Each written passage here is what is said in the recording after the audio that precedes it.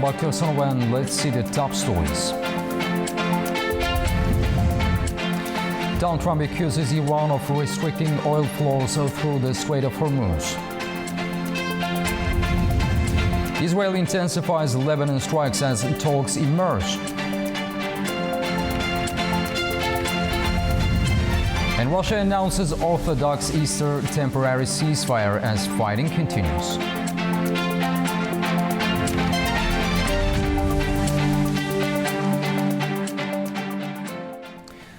Tensions are rising again around the Strait of Hormuz despite a fragile ceasefire. Donald Trump is accusing Iran of disrupting oil flows, while Tehran insists restrictions remain in place under wartime conditions. A lot of people are affected by this. US President Donald Trump has accused Iran of failing to uphold its commitments under a fragile ceasefire, saying Tehran is doing a very poor job of allowing oil shipments through the Strait of Hormuz. He also warned that oil would begin flowing again, with or without Iran's cooperation, and cautioned against any attempt to charge vessels for passage. Earlier, Iran insisted the strait remains open but subject to wartime conditions, requiring coordination with its military for safe passage. Those technical restrictions are very much connected to the wartime condition, and it takes time to be removed. So safe passage is secured. Strait of Hormuz is open, but of course, each tankers and each vessel should make necessary arrangements with the Iranian authorities to be able to securely pass the strait. At the same time, a statement attributed to Iran's leadership signaled a tougher approach, saying management of the Strait of Hormuz would enter a new phase, while also warning of retaliation and demands for compensation following the war. NATO has also weighed in, with allies discussing possible support to secure the route and ensure freedom of navigation. Nearly without exception, allies are doing everything the United States is asking. They have heard and are responding to President Trump's request.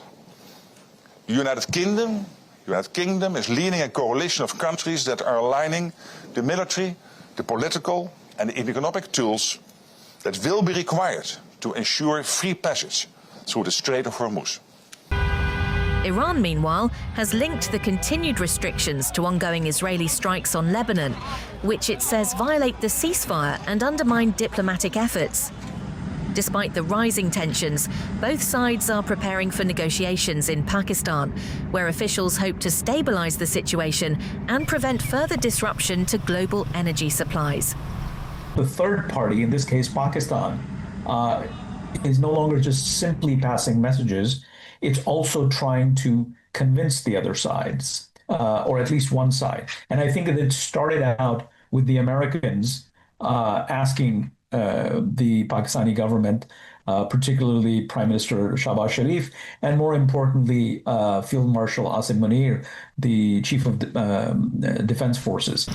Analysts say Pakistan's role has shifted from a go-between to an active mediator, with success potentially boosting its diplomatic standing, but failure risking further instability in the region. The ceasefire between Washington and Tehran is already under strain, with Donald Trump accusing Iran of blocking oil flows through the Strait of Hormuz. A-News' Ubi Shibander sent us this report. President Trump is not happy that Iran appears to not be fully complying with the ceasefire terms, which require it to fully reopen the Strait of Hormuz to all commercial shipping. Trump accused Iran of violating the ceasefire agreement and not allowing oil shipments to cross the strait. Only a handful of vessels have crossed the Strait of Hormuz since the ceasefire between the U.S. and Iran came into effect. President Trump also posted on social media his concerns that Iran is attempting to charge massive fees to allow ships to cross the Strait of Hormuz. Trump said that Iran was being, quote, dishonorable, and that any attempts to coerce payment for ships to cross the strait must come to an immediate stop. New reports have emerged on how Iranian-backed proxies in the region have reportedly come close to ambushing American diplomats in neighboring Iraq. In a statement on Thursday, the U.S. State Department said that a group of U.S. diplomats were ambushed in Baghdad on Wednesday by Iranian-backed extremists. No casualties were reported. The ambush came after hundreds of similar attacks in recent weeks against American diplomatic facilities in the region, as well as an abduction of an American journalist in Iraq who has since been released but was previously held by Iraqi militants. The State Department called on the Iraqi government to take immediate steps to dismantle Iranian-backed militant proxies operating outside of the government control in Iraq. Mubi Shabander, A News, Washington. Iran is striking a defiant tone just days into a fragile ceasefire with the United States and Israel. Its leadership is signaling a shift in posture, raising fresh questions about what comes next. A News Turaj Shiralilov filed this report today. It is the third day of the two-week ceasefire between Iran, US and Israel, and Supreme Leader Ayatollah Mojtaba Khamenei has declared a decisive victory in the war. He also stressed that there will be a new phase in Iran's control over a strategic waterway of the Strait of Hormuz in the wake of the conflict. He made this statement in a recorded televised message broadcast on state TV on Thursday to mark the 40th day of killing of his father and former Supreme Leader Ayatollah Ali Khamenei by Israeli-US air raids on 28th of February. Saying that Iran is not seeking a war, the new Supreme Leader added that Tehran will not relinquish its rights, referring to the country's civilian nuclear program and ballistic missiles capability. Meantime, President Masoud Pezeshkian held phone contacts with Turkish President Recep Tayyip Erdogan and French President Emmanuel Macron. According to official sources, Iranian chief executive discussed with them the latest post-war developments, including violations of the ceasefire by US and Israel, stressing that Tehran's conditions will prevail as the agenda of planned talks with Washington in Pakistan on Saturday. Foreign Ministry spokesman Esmail Baghai also said that negotiations to end the war is contingent on the US adherence to ceasefire commitments on all fronts, especially in Lebanon. Turaj Shiralilov, Tehran, for A News. British Prime Minister Keir Starmer arrived in Doha on Thursday on a Gulf diplomatic visit, where he is pushing efforts to strengthen international cooperation on regional security.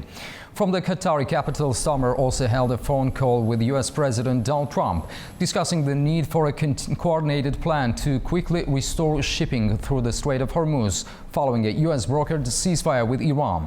Talks focused on UK-led efforts to bring alliances together with global partners to protect freedom of navigation on key shipping routes, while both leaders stressing urgency and agreeing to continue discussions in the coming days. Israel is ramping up its campaign in Lebanon, making clear threats to immediate path of ceasefire. At the same time, a diplomatic track is quietly taking shape, though major obstacles remain. Israel is escalating its military campaign in Lebanon and making one thing clear: there will be no ceasefire. Prime Minister Benjamin Netanyahu said on Thursday that Israeli forces will continue striking Hezbollah targets until security is fully restored in the north. His statement comes just hours after a massive wave of airstrikes across Lebanon, with around 100 targets hit in a matter of minutes. Lebanese officials report more than 300 people killed and over 1,000 wounded in the latest attacks.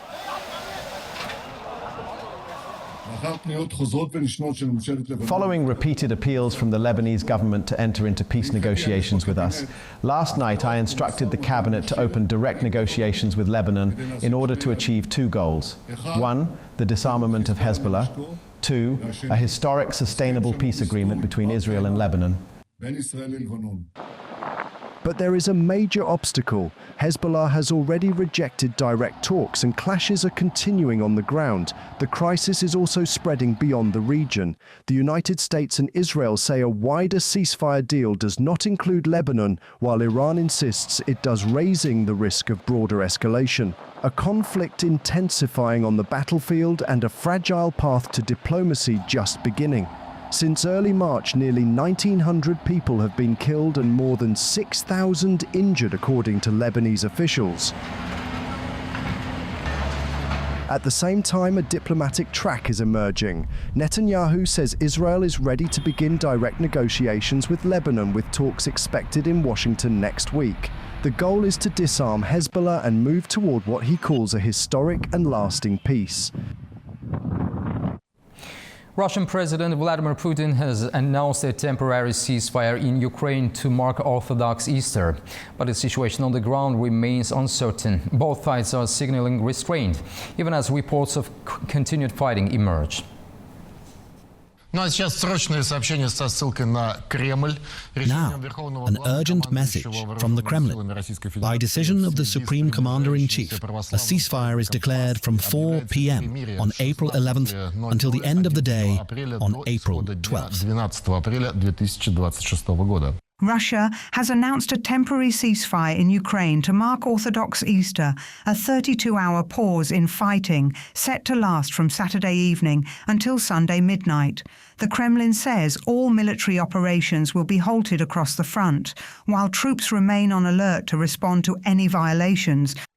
Ukrainian President Volodymyr Zelensky says Kyiv will respect the ceasefire.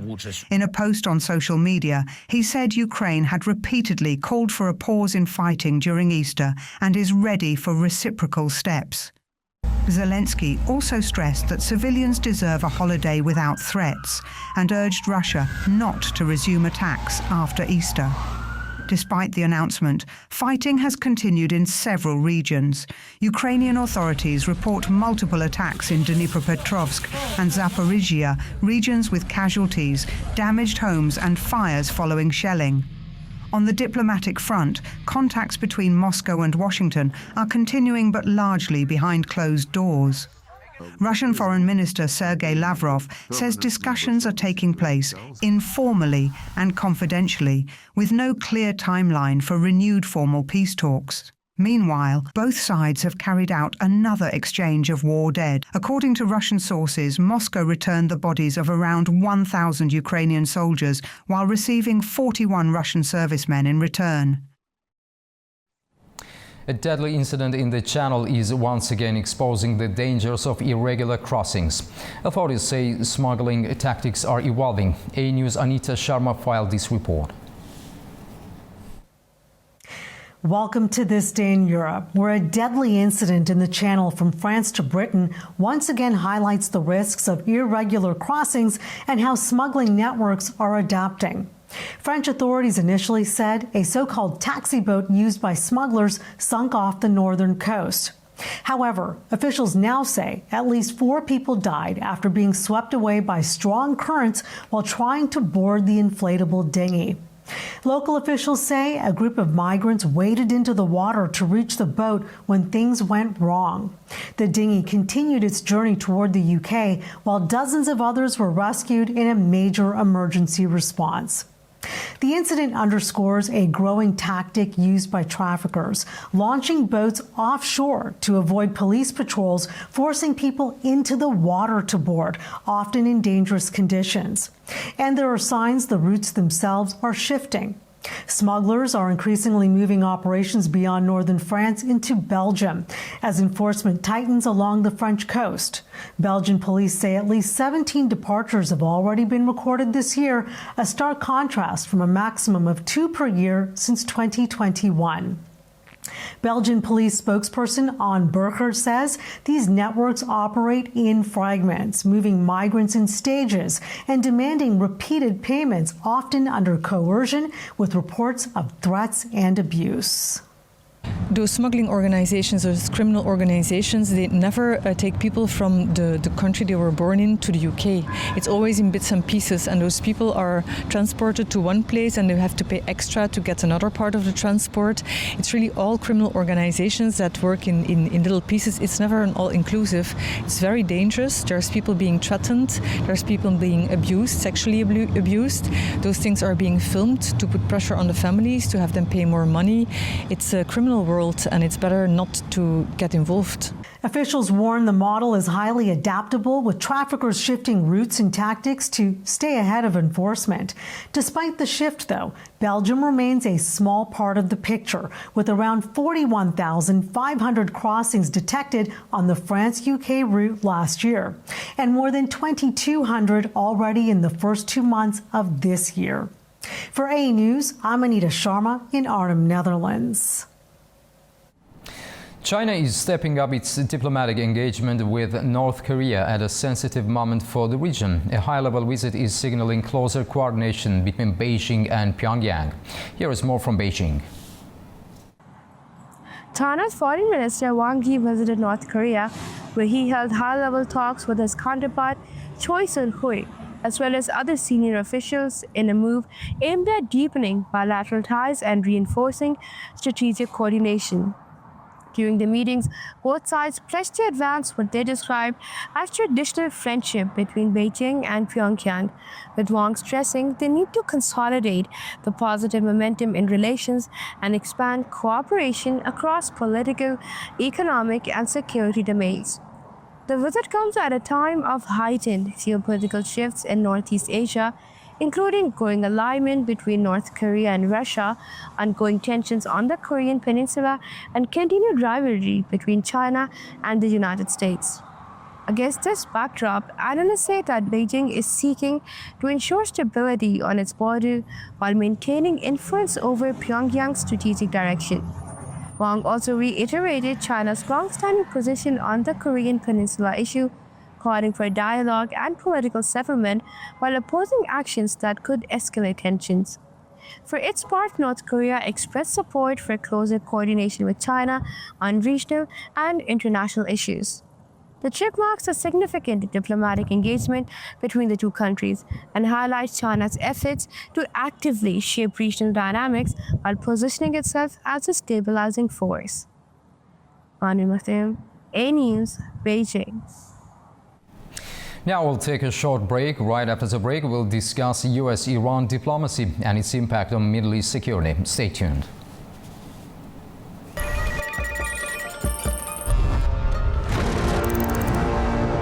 On World Business, we meet the boardroom leaders making market-moving decisions. And find out how leaders are dealing with continuous technological disruption.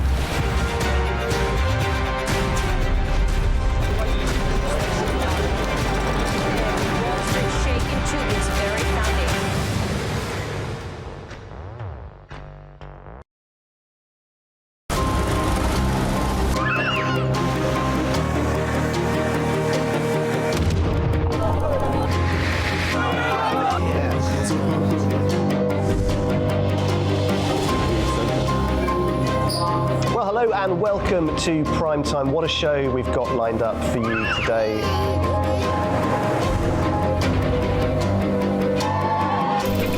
In a complex world, clarity is power.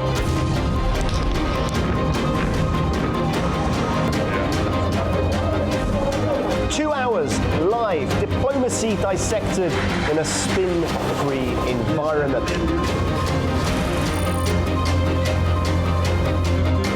That's Prime Time with me, Guy Schoen, weekdays on A News.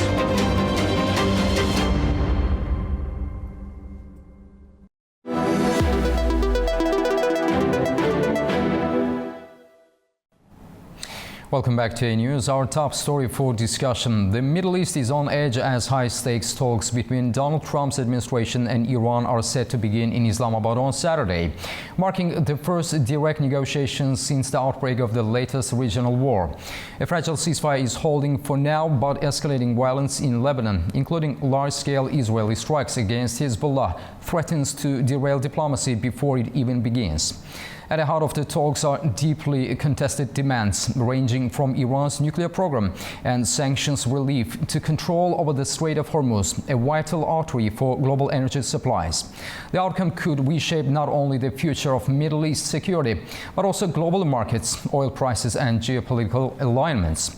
To help us unpack the stakes, the risks and the possible outcomes, we are joined by Matthew Bryce, former U.S. diplomat speaking to us from Istanbul. Mr. Bryce, welcome and thank you for being with us. Thanks so much for giving me a chance to talk with you. Thank you.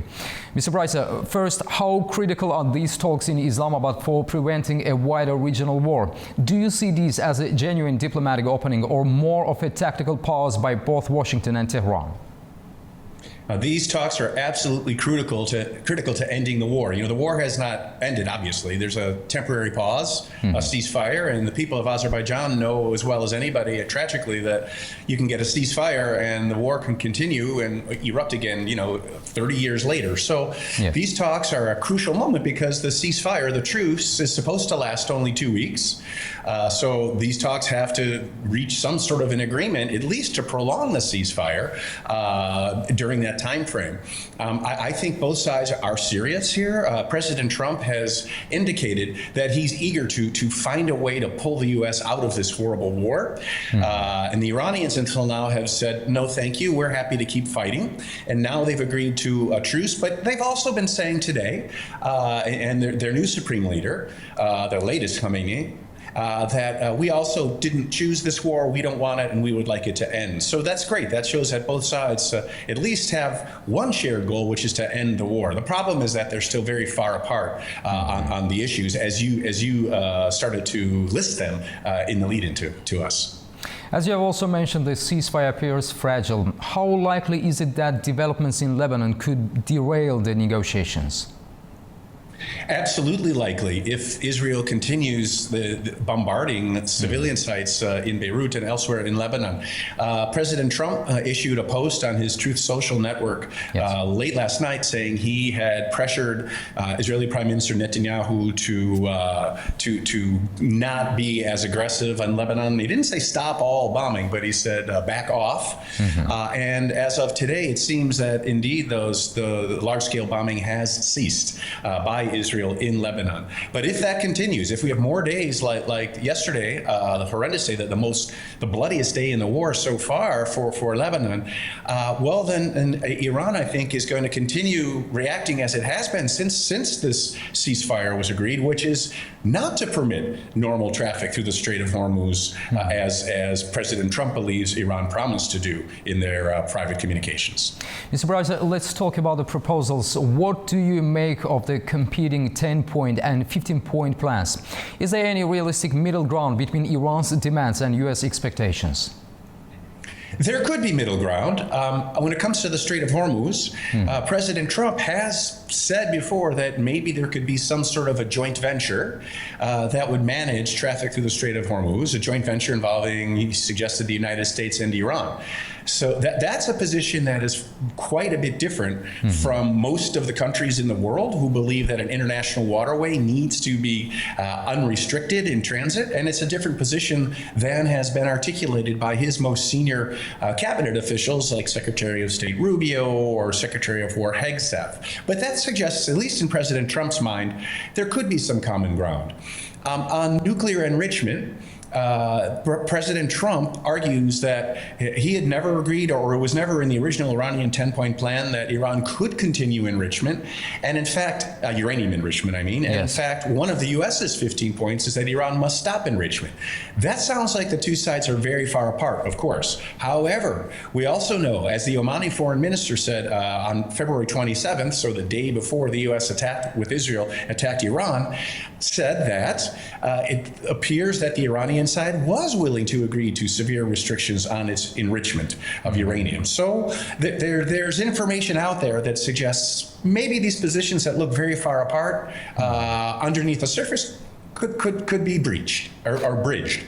So what would it mean for global energy markets if tensions escalate around the Strait of Hormuz?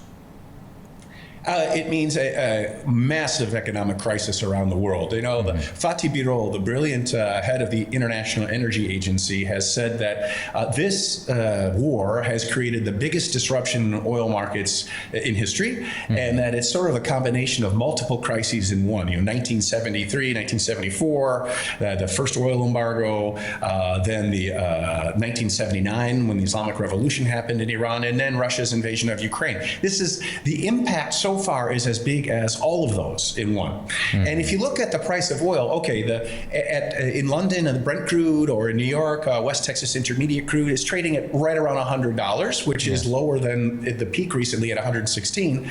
But that's for oil to be delivered in June. If you want to buy a cargo right now, it costs $140. That is extremely high, one of the highest prices in history.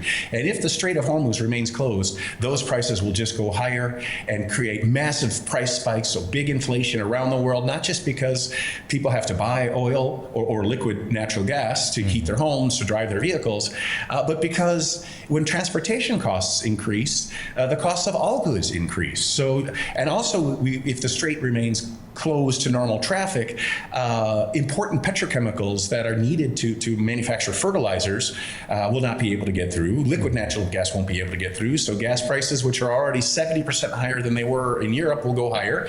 And you could see a crisis in terms of global food production if the fertilizers can't be produced. Mr. Bryce, how much influence does Pakistan actually have as a mediator in this process? We don't know. That remains to be seen. We know already there's been a dent in Pakistan's credibility, I think, from Washington's perspective, in that Pakistan agrees with the Iranian position, I mean, publicly has agreed with the Iranian position, that part of the 10 points that Iran provided Washington was that Israel would stop attacking Lebanon. President Trump has said, no, Pakistan is incorrect in making that assertion. So even before the talks formally begin, there's already a problem between President Trump and Pakistani mediation. However, having said that, I know that President Trump, I definitely know he has deep respect for the Prime Minister of Pakistan, Shehbaz. He has deep respect as well for General Munir, the head of the military. So Pakistan now has a chance to prove how skillful it can be at mediation. So do you think the inclusion of high-profile figures like J.D. Vance and Jared Kushner signals seriousness or political optics?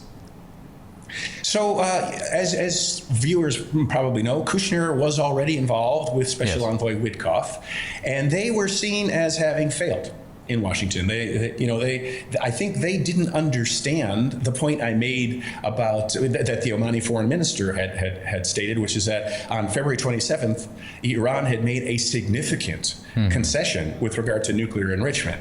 And so then I think they returned to Washington, I don't know this for a fact, and said, oh, the Iranians aren't serious, and then President Trump launched the war.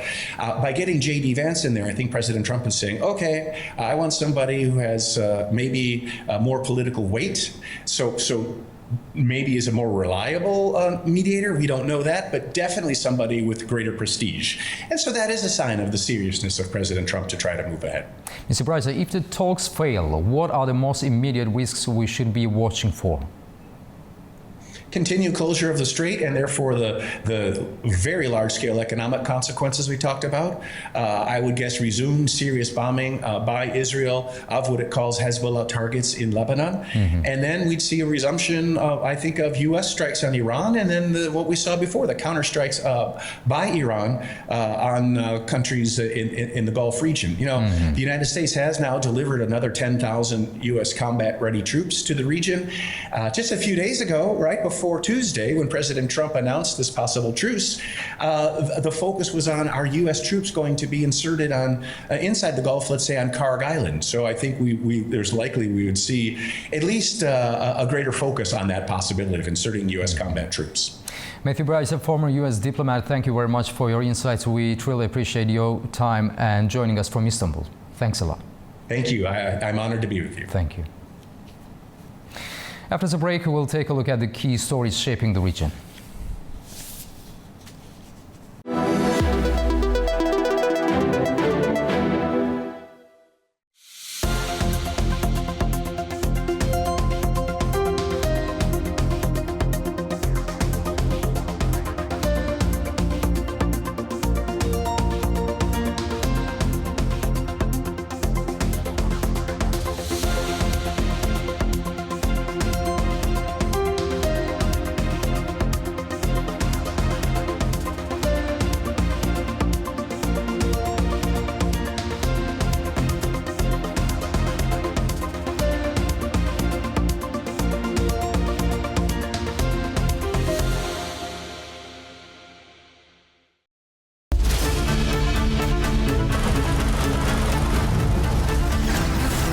As America sleeps, Europe is waking, and the East has begun its day. A News is right here at the center, bringing you the latest stories as they break. I'm Nadia Jani, here with you each weekday morning to share latest world news and the stories shaping our region.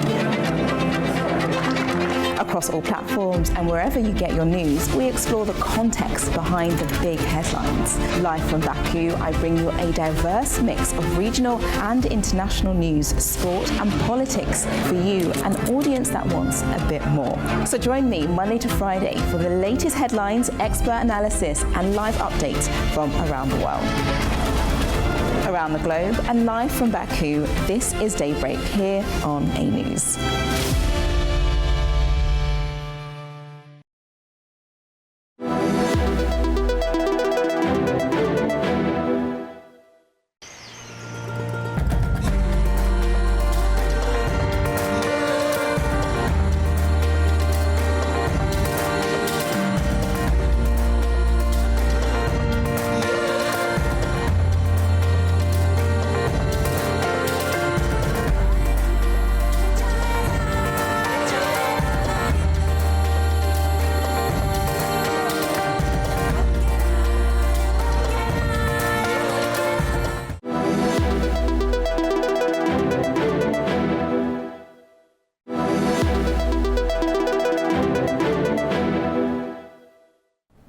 Welcome back to A News, and let's continue with our regional stories. The total number of people arrested in Turkey in connection with this week's attack near Israel's consulate has risen to 16, according to judicial authorities. 14 are currently being interrogated, while the 2 apprehended attackers, both injured during the incident, have been handed over to police after having received medical treatment. Turkish authorities have yet to name the group that they believe was behind the attack.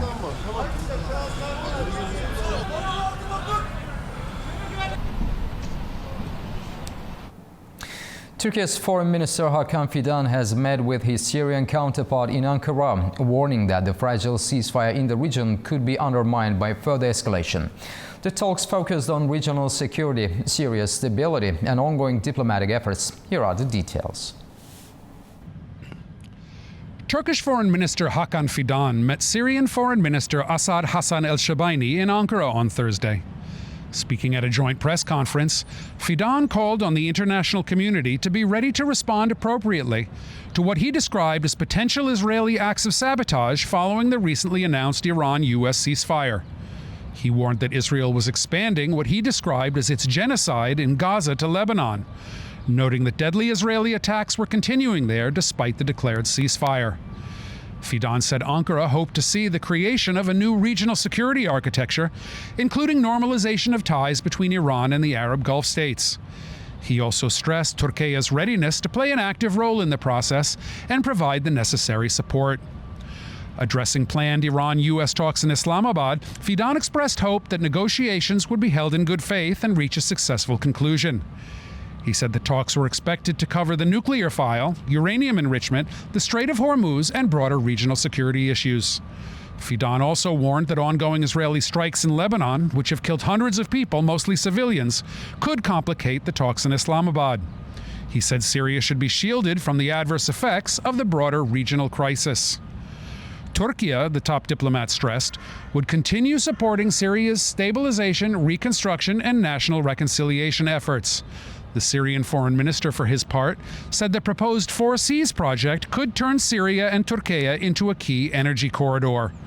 The initiative aims to connect the Mediterranean Sea, the Black Sea, the Caspian Sea, and the Arabian Gulf through a network of roads, railways, and energy lines. This is Adam Morrow for A News in Istanbul, Turkey.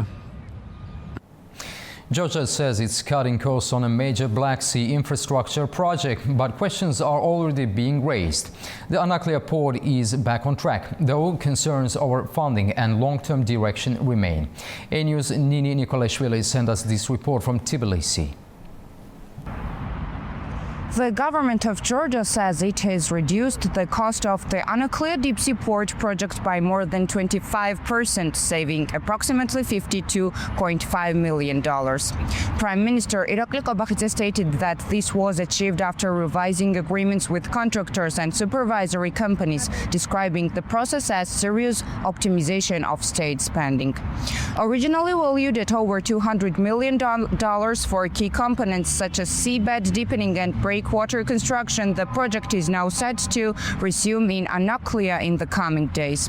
However, questions remain about transparency and long-term financial planning. The government has not clearly identified a major international investor at this stage, emphasizing instead that Georgia is open to foreign participation, including from the United States and European partners. Officials claim that multiple offers and tenders have been made, but acknowledge limited visible interest so far. Opposition figures, including Ad Adavitaya, argue that delays in the port's development have already weakened Georgia's regional influence. Critics also question whether the government is fully committed, pointing to previous budget cuts and shifting financial figures. Beyond economics, the Anaklia port carries major geopolitical weight. Located on the Black Sea, it is seen as a strategic transit hub connecting Europe and Asia. Debate continues over whether Georgia should prioritize Western investment or risk increased influence from regional powers such as China or Russia. Analysts note that the absence of strong American involvement could shift the balance, potentially affecting Georgia's long-term strategic alignment. Nini Nikolaishvili, Tbilisi, A News.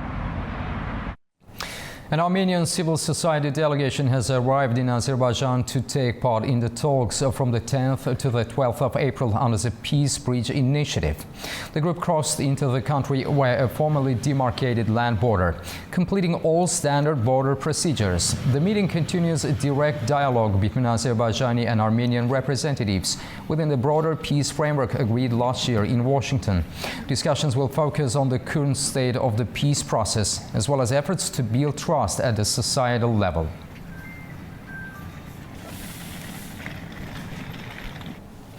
Afghanistan is holding fresh talks with a major international lender. The meeting points to continued engagement on development and financial support. A News correspondent Tamim Bahis reports. The Ministry of Foreign Affairs says the Deputy Minister of Finance and Administration, Dr. Mohammad Naeem, has met with Fujimoto Lok, the newly appointed president of the Asian Development Bank, for talks on expanding cooperation between the two sides. According to a statement from the ministry, the meeting focused on bilateral collaboration, as well as a number of related issues linked to ongoing assistance and development support for Afghanistan. Dr. Mohammad Naeem expressed appreciation for the bank's assistance and cooperation and said Afghanistan remains committed to working with aid organizations in ways that benefit the Afghan people. The Foreign Ministry statement adds that Fujimoto Lok shared information about the bank's activities and its current areas of engagement. Quoting the Asian Development Bank official, the ministry said the bank has reaffirmed its commitment to continuing sustainable cooperation with Afghanistan.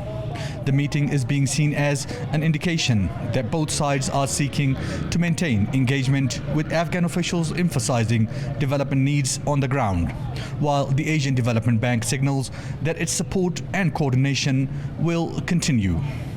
Tamim Bahis in Kabul, A News. Kazakhstan and Armenia are stepping up efforts to deepen bilateral ties with a focus on trade, transport routes and emerging technologies. The latest signals came during high-level talks in Yerevan. A News correspondent Fariza Kalimurzna reports from Almaty. Kazakhstan and Armenia plan to expand interstate cooperation. This was announced during the official visit of Kazakhstan's Foreign Minister Yermak Kusherbayev to Yerevan, where he held talks with Armenian Prime Minister Nikol Pashinyan. The two sides outlined their course toward deeper engagement spanning trade, logistics and high-tech sectors. According to the Kazakh side, the changing geopolitical landscape in the South Caucasus is opening up new economic opportunities for both countries. One of the key areas is the restoration of Kazakh grain exports to Armenia via a railway route passing through Russia, Azerbaijan and Georgia, a corridor that was effectively relaunched last year. Against this backdrop, Kazakhstan has reaffirmed its interest in long-term exports of agricultural products, including grain and meat. A solid economic foundation is already in place with more than 100 enterprises with Kazakh capital operating in Armenia and over 400 Armenian companies active in Kazakhstan. Bilateral trade turnover stood at $69.2 million in 2025. The talks also focused on forward-looking areas such as digitalization and artificial intelligence. One example is the launch of a branch of the Armenian Educational Center TUMO in Astana, which is now seen as a platform for joint initiatives in technology and education. Fariza Kalimurza, Almaty, A News. Uzbekistan plans to list its national investment fund in Tashkent and London, opening a $2.4 billion portfolio to investors. The move aims to attract foreign capital and deepen financial markets. A News correspondent Sevil Rajapova from Tashkent has more. Uzbekistan's National Investment Fund has announced plans to conduct an initial public offering of its shares, whose placement expected in both Tashkent and London. The Ministry of Economy and Finance is considering the sale of ordinary shares on the Tashkent Stock Exchange, as well as global depository receipts on the London Stock Exchange. Officials say the IPO will consist of two tranches, including an offer of ordinary shares to institutional and retail investors, and a separate placement of global depository receipts for international investors. The securities will be sold by the Ministry of Economy and Finance, while the fund itself will not receive proceeds from the sale. The National Investment Fund's portfolio includes minority stakes in 13 major state-owned enterprises, with total assets valued at more than $2.4 billion. These include large companies in energy, aviation, telecommunications, and gas industries. Authorities say the planned IPO is expected to increase transparency, attract foreign investment, and support further development of the country's stock market. IPOs of a number of large companies, including Uzbekistan Airways, Ustelecom, and National Electric Networks, are also planned over the next 2 years. It is Sevil Rajapova reporting from Tashkent, Uzbekistan A News. Now we'll take a short break. Right after the break, we'll discuss the new Green Energy Agreement and regional integration across Central Asia and the Caspian region. See you shortly.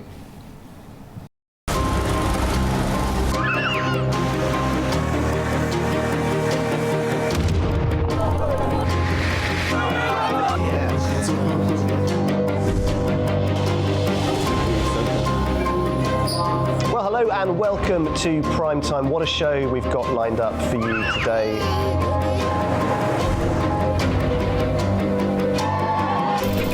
In a complex world, clarity is power.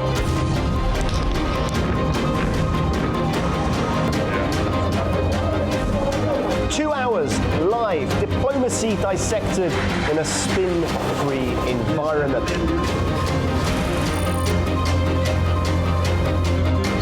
That's Prime Time with me, Guy Schoen, weekdays on A News.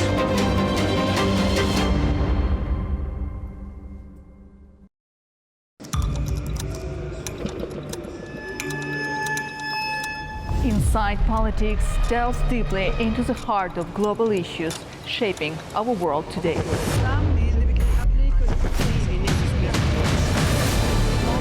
Join me for your go-to source of political analysis from across the region and beyond.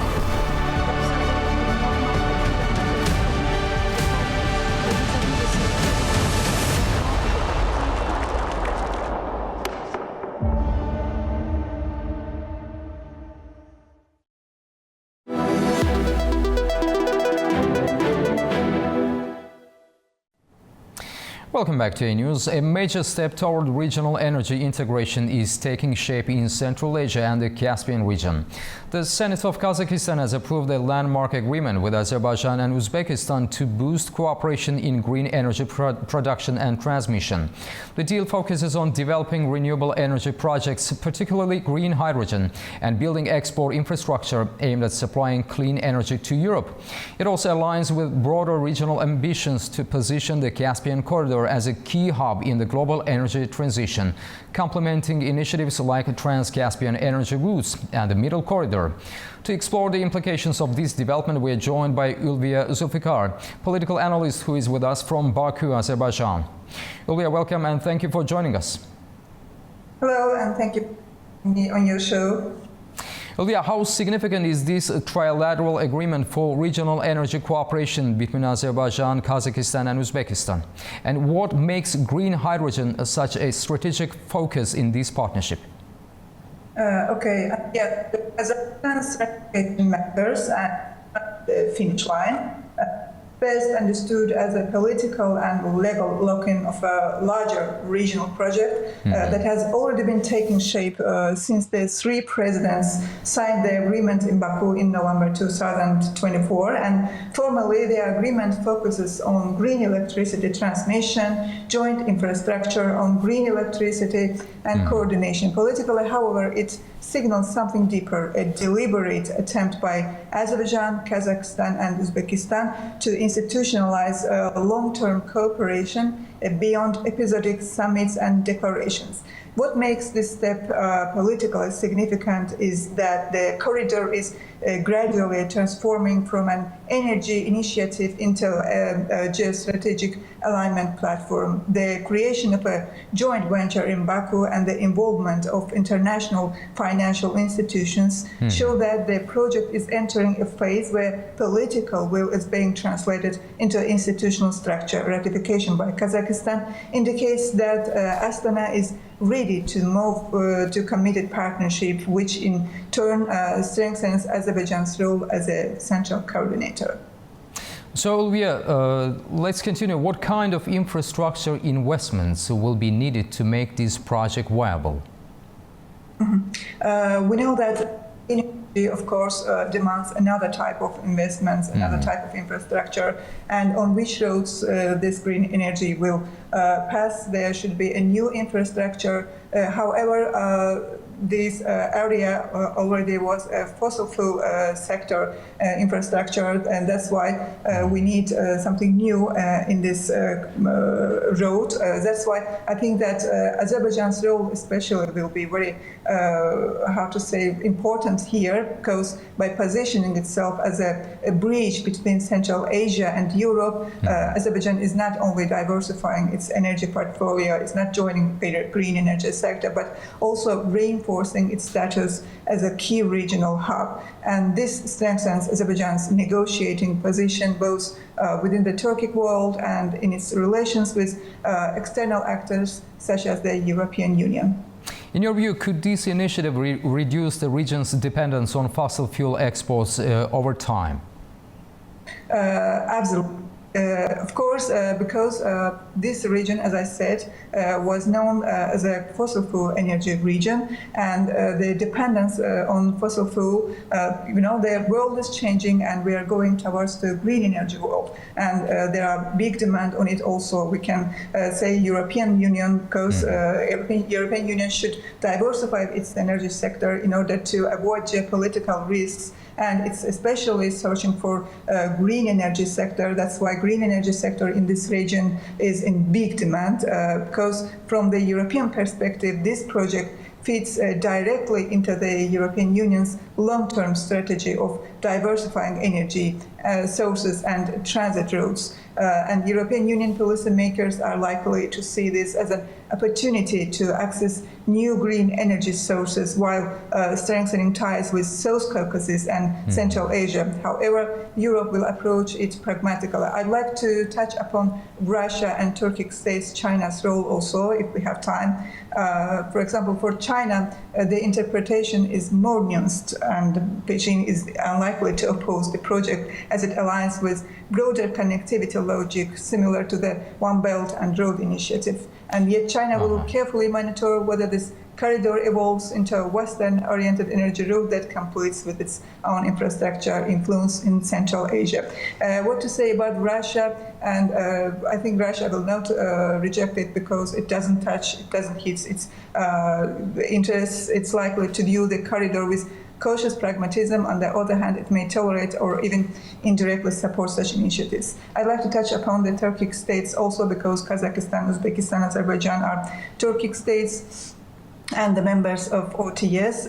From a broader geopolitical perspective, this development can be interpreted as part of the growing consolidation among Turkic states. Within the framework of the Organization of Turkic States, energy connectivity is increasingly becoming one of the most tangible pillars of integration. Unlike cultural or political declarations, energy infrastructure creates irreversible interdependence. Julia, what are the main technical and financial challenges facing green hydrogen projects in this region? Green hydrogen, because as we already mentioned, we are all used to fossil fuel energy sector, and everything in this region is settled to it. Even the relations with other countries like European Union, United States, and all the outer world are like coordinated on fossil fuel energy. As I'm a political analyst, I cannot say what kind of technical issues there should be needed, but I see that in a political way, it will, coordinate countries more. First of all, Turkic state countries, OTS countries, then towards local countries, local powers. I mean, Russia, China, of course, China will see it as an opportunity, linking it with Europe and South Caucasus, even Anatolia. So, of course, the United States will also benefit from this project. So how important is coordination such as the proposed steering committee for ensuring success? Excuse me? How important that the Kazakhstan government created the steering committee to ensure success in this project? I think that Kazakhstan, Uzbekistan, and Azerbaijan in this context, they have great, potential, because in Kazakhstan, Uzbekistan, they have wind and solar power, and thanks to their big deserts, and Azerbaijan already growing toward green energy sector, and we are having a World Urban Forum next month, and that's why these three countries are bringing together their potential in order to have great success in green energy sector. And as I said, Kazakhstan and Uzbekistan already have this power in green energy sector, and we know that they are very powerful on fossil fuel energy sector also. So these three countries from OTS, they bring together their energy potential. I am sure that the diplomatic potential will give them more benefits, because I think that Azerbaijan can be more useful in this direction, because we keep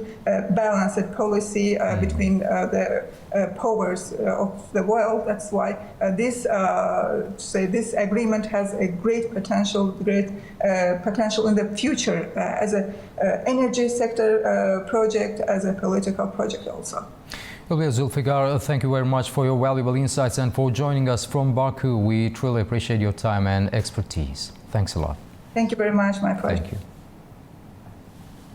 That's the news for this hour. Stay tuned to A News for all the latest updates.